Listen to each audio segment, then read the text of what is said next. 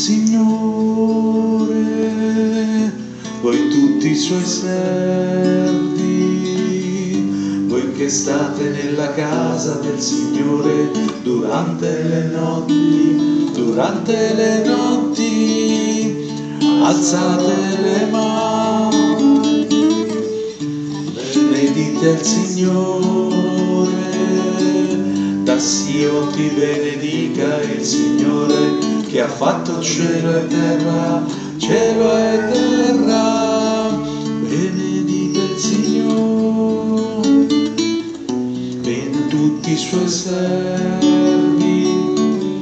voi che state nella casa del Signore durante le notti, alzate le mani, benedite il Signore,